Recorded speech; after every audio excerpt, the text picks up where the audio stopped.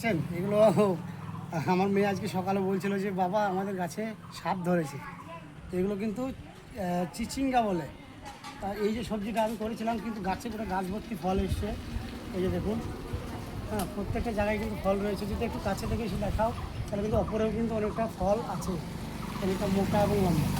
তো আমরা চাবো যে একটা ফল হারভেস্ট করতে, আর এটাকে হারভেস্ট করবো দেখাও।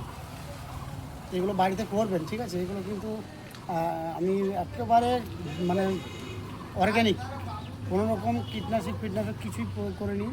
তারপরেও কিন্তু এগুলো সফটলি বড়ো হচ্ছে আর খুব সুন্দর হেলদি খেতে।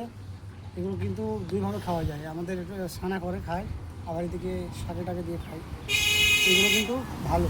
আর এরকম অনেক রকমের সবজি কিন্তু আমার বাগানে রয়েছে। তার মধ্যে রয়েছে ব্রিঞ্জাল, এদিকে পুঁই শাক রয়েছে, ঝিঙে রয়েছে, করলা রয়েছে। যেগুলো যদি দেখেন, করলাগুলো কিন্তু আমি বীজ প্রয়োগ করিনি, যার ফলে কিন্তু করলাগুলো কন্ডিশন খারাপ হয়ে যাচ্ছে।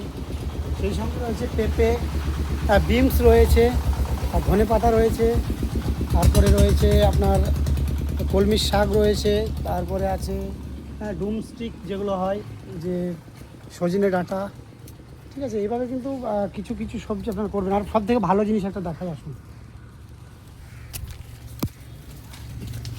পেঁপে রয়েছে, সেই সঙ্গে রয়েছে এখানে এই যে এইগুলো দেখতে পাচ্ছেন, এগুলো কিন্তু খুব